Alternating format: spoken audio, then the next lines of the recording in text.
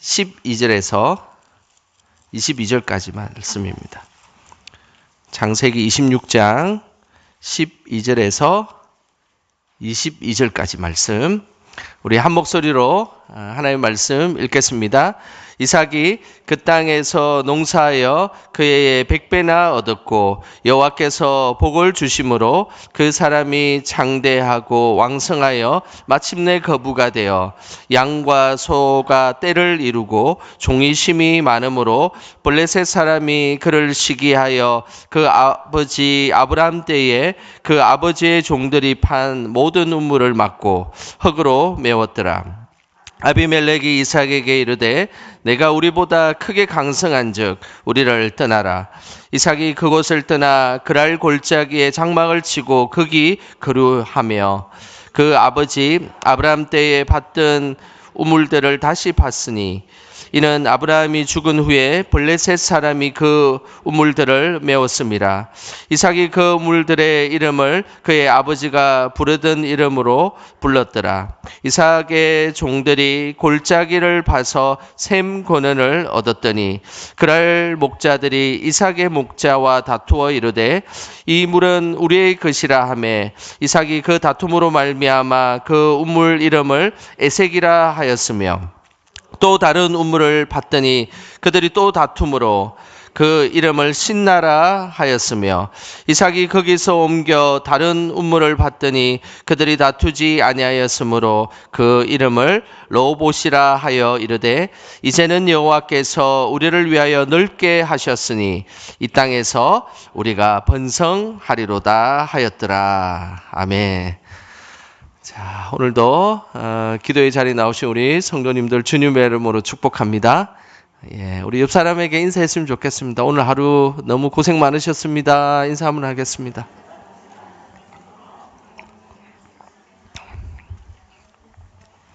날씨가 너무 쌀쌀해졌습니다. 그죠? 늘 건강하시고 또 주 안에서 복된 하루 보내시기를 축복합니다. 또 영상으로 또 여러 사정이 있어서 예배 드리시는 분들도 오늘 이 밤에 동일한 은혜가 임하시기를 소망합니다. 세종시에 있었던 한 아파트 이야기를 제가 좀 하겠습니다. 세종시의 한 아파트에서 입주민과 택배기사 간의 갈등이 있었습니다.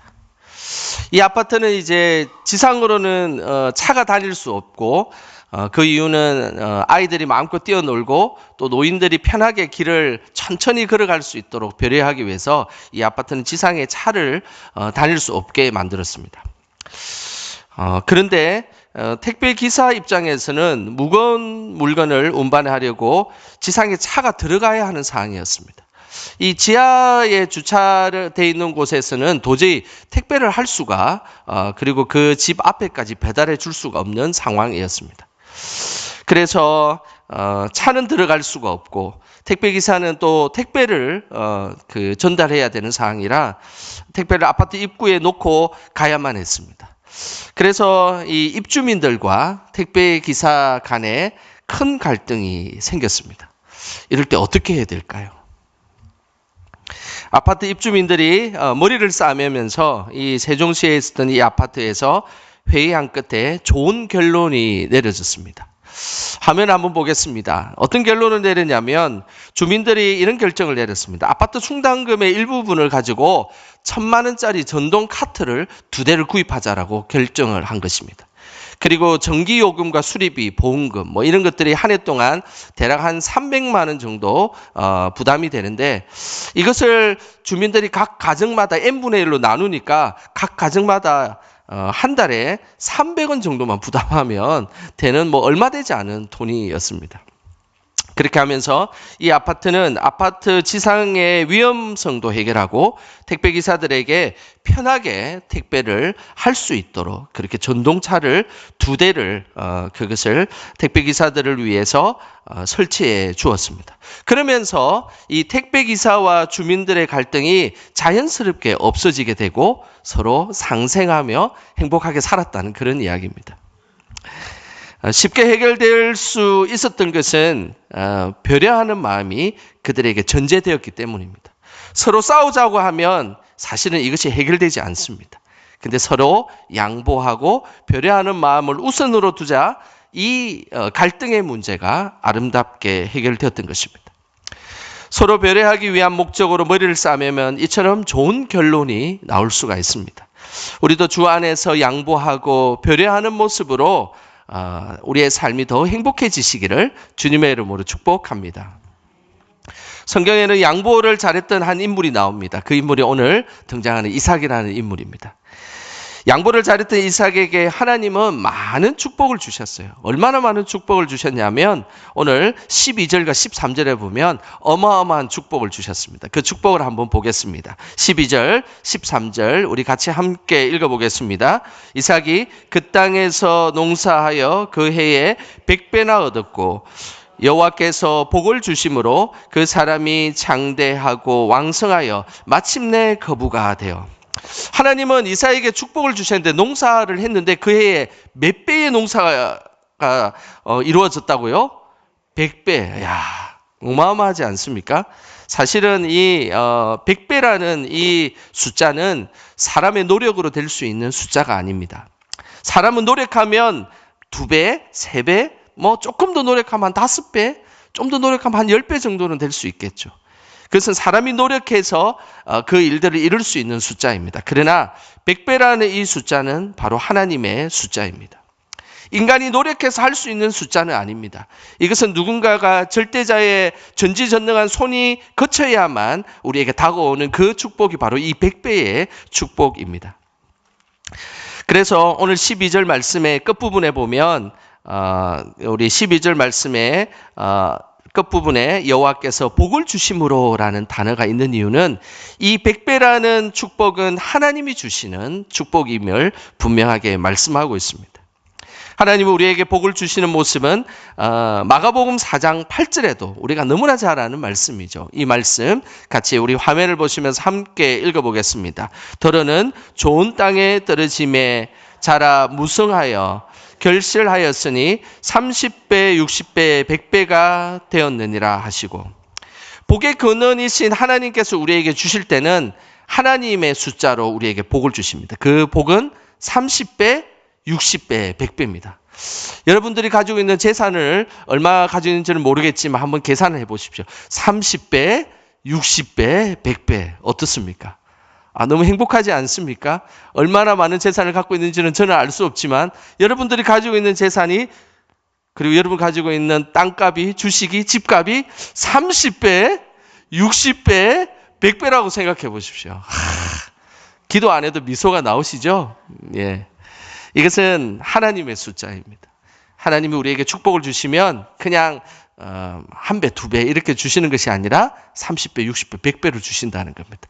저는 우리 영광교회 성도님들의 삶의 자리가 하나님의 축복을 많이 받아서 30배, 60배, 100배의 결실을 맺으시기를 주님의 이름으로 축복합니다. 우리가 살아가는 삶에는 이렇게 하나님의 복을 받아도 어려움이 찾아오게 되어 있습니다. 이렇게 많은 축복을 받았는데 어려움이 찾아왔습니다. 14절과 15절에 그 어려움이 있습니다. 우리 같이 한번 읽어보겠습니다. 양과 소가 떼를 이루고 종이 쉼이 많으므로 블레셋 사람이 그를 시기하여 그 아버지 아브람 때에 그 아버지의 종들이 판 모든 눈물을 막고 흙으로 메웠더라. 이삭의 이 놀라운 축복, 100배의 축복을 얻고 그 당시에 거부가 되었고 그러니까 소문이 나지 않겠습니까? 그러면서 이삭의 삶을 유심히 안 좋은 방향으로 쳐다보고 있는 사람들이 있었습니다. 그 사람들이 바로 블레셋 사람들이었습니다. 블레셋 사람들이 이삭의 축복이 너무 부러워서 오늘 성경에는 시기하였다라고 말씀하고 있습니다. 이 시기와 질투는 구체적인 악한 행동으로 분명히 드러났습니다. 그 악한 행동은 다른 것이 아니었습니다. 바로 이삭이 판 우물을 모두 메워버리는 것이 그들의 전략이었습니다. 시기와 질투의 특징이 있습니다. 이 시기 질투는 마음의 감정이지만 이 마음의 감정이 계속 커지면 마음으로 그치지 않습니다. 꼭 악한 행동으로 드러나게 되어 있다는 것입니다. 항상 시기 질투를 조심하시길 바랍니다. 왜냐하면 아주 교묘한 방법으로 악한 행동으로 이어질 수 있기 때문입니다. 블레셋 사람들의 시기 질투는 우물을 메워버리는 악한 행동으로 이어졌습니다. 우물을 메워 버렸다는 것은 너무나 교묘하고 잔인한 행동이었습니다. 고대 사회의 우물은 그 어떤 재산과 그리고 그들이 하고 있는 모든 것의 근원을 메워 버렸다라는 의미입니다. 농사를 지으려고 하는데 그 작물을 키우려면 우물이 꼭 있어야 합니다. 그 우물 속에서 물을 길러야만 작물을 키울 수 있는 것이죠. 그리고 또 다른 산업인 목축 산업도 마찬가지입니다. 동물을 키우려면 물을 줘야만 동물을 키울 수 있는데 그 동물이 자랄 수 없도록 성장할 수 없도록 우물을 메워 버렸다는 것은 농사와 목축, 그 사람의 근원을 말라버리게 하기 위한 전략이었다는 사실입니다. 이런 일이 있을 때는 우리는 영적으로 잘 분별하시기를 소망합니다. 이삭도 마찬가지로 동일하게 욥이라는 인물도 그런 비슷한 일이 있었습니다. 욥은 성경에 보면 양이 7,000마리가 있었다라고 성경은 기록되어 있습니다. 그리고 낙타가 무려 3,000마리나 있었습니다. 그러니 낙타 3,000마리 그리고 양의 7,000마리 어마어마하지 않습니까? 그리고 많은 종들도 같이 있었습니다. 그런데 이것을 시기했던 대상이 있었습니다. 바로 사탄이었습니다. 사탄은 욥의 복의 근원을 차단하려고 하나님을 찾아갔습니다. 그러면서 욥기서 1장 9절에 이렇게 사탄이 이야기했습니다. 욥기서 1장 9절입니다. 사탄이 여호와께 대답하여 이르되 욥이 어찌 까닭 없이 하나님을 경외하리이까. 욥이 이렇게 하나님을 경외하는 이유는 하나님이 복을 주셨기 때문입니다. 그 복을 만약에 차단하면 욥은 결코 하나님을 경외하지 않을 것입니다. 라는 것이 사탄이었습니다. 그래서 사탄은 집요하게 욥의 이 복의 근원을 모두 차단하고 다 빼앗아가 버렸습니다. 현재 이삭도 마찬가지였습니다. 블레셋 사람들이 와서 하나님이 주신 이 복을 다 빼앗아가 버리려고 이삭을 괴롭혔던 것입니다. 이삭을 따라다니면서 이삭의 우물을 메워버렸습니다. 이삭이 이쪽에서 우물을 파면 따라가가지고 그 우물을 덮어버렸습니다. 그리고 또 다시 이쪽에 가서 우물을 파면 또 찾아와서 우물을 덮어버린 겁니다. 그러면 우리는 어떻게 할까요? 우리 같으면 누군가가 따라와서 시비를 걸고 사사건건 시비를 걸면 우리의 머리는 뚜껑이 아마 분명히 열릴 것입니다. 처음에는 봐줄 수 있겠죠. 한 번, 두 번, 세 번, 네 번. 쉽지 않습니다. 사사건건 따라와가지고 우물을 덮어버리고 따라오면 또 우물을 덮어버리고 얼마나 기가 찰 노릇이겠습니까? 그렇지만 이삭은 블레셋 사람들과 다투지 않았습니다. 다투지 않고 우물을 팔 때마다 양보하고 또 우물을 메우면 또다시 우물을 팠던 이삭에게 하나님은 아주 놀라운 축복을 이삭에게 주셨습니다. 그 축복의 말씀이 22절에 나옵니다. 우리 22절 같이 함께 읽어보겠습니다. 이삭이 거기서 옮겨 다른 우물을 팠더니 그들이 다투지 아니하였으므로 그 이름을 르호봇이라 하여 이르되 이제는 여호와께서 우리를 위하여 넓게 하셨으니 이 땅에서 우리가 번성하리로다 하였더라. 블레셋 사람이 찾아와서 이삭의 우물을 메웠지만 이삭은 절대 팔지 않았습니다. 절대 싸우지 않았습니다. 그러면서 마지막 우물을 팠을 때 이제 오늘 22절 보니까 그제서야 이제 다툼이 일어나지 않고 더 이상 우물을 메우는 일이 발생하지 않았습니다. 그러면서 오늘 이삭은 이제 더 이상 블레셋 사람들이 괴롭히지 않는 이 순간에 하나님으로부터 영적인 아주 놀라운 깨달음을 얻게 되었습니다. 그래서 그 장소를 오늘 22절에 보면 르호봇이다라고 이름을 지었습니다. 그 르호봇의 뜻이 22절에 그대로 나옵니다. 이제는 여호와께서 우리를 위하여 어떻게 하셨다고요? 아주 넓게 하셨다라고 성경 기록하고 있습니다. 이게 르호봇의 뜻입니다. 이삭은 처음에는 몰랐습니다. 우물을 파면 다시 메우고 또 저쪽에 가서 우물을 파면 다시 메우고 그때는 순간순간 우물 판다고 정신없이 다녔기 때문에 하나님의 뜻을 깨닫지 못했습니다. 그런데 어느 순간 이곳에 가고 우물을 또 파고 또 저곳에 가서 파고 여기서도 파고 저기서도 파다가 어느 순간 이제 그 다툼과 우물 메움의 이 어려움이 사라지게 되자 깨달은 것이 있었습니다. 그것은 다른 것이 아니라 여호와께서 우리를 위하여 넓게 하셨다. 하나님의 뜻에 의해서 나의 삶의 지경이 너무 넓어졌다는 겁니다. 이 우물만 봐서 이곳에만 살았으면 이 지경만 가지고 살았을 텐데 이곳에서 우물을 파고 또 저기도 파고 여기도 파고 동서남북에 파고 온 데를 파다 보니까 자신이 살아가는 영역이 너무너무 넓어졌다는 사실을 이제서야 알게 된 것입니다. 이것이 하나님의 뜻이었다는 사실입니다. 양보하고 그 일들을 이루어가자 오히려 하나님의 그 나의 삶의 영역이 더 확장되고 넓어져서 그 어떤 것들보다 하나님의 축복을 담는 그릇이 커졌다라고 성경은 기록하고 있다는 것입니다. 하나님의 섭리가 너무 놀랍지 않습니까? 우물을 파고 매음을 당했을 때는 몰랐습니다. 그러나 반복되자 양보하고 다투지 아니하자 더 많은 지경을 넓게 해 주셔서 자신의 삶에 그 인생의 그릇을 더 큰 그릇으로 만들어서 넓은 세상을 경험하게 되었다라고 말씀하고 있습니다.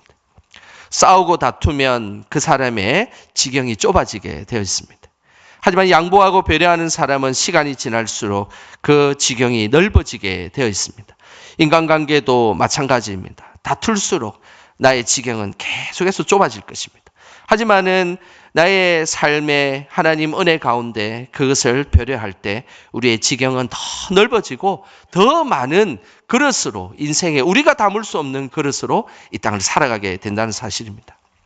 하나님은 우리가 배려함으로 우리의 지경이 넓어지기를 원하십니다.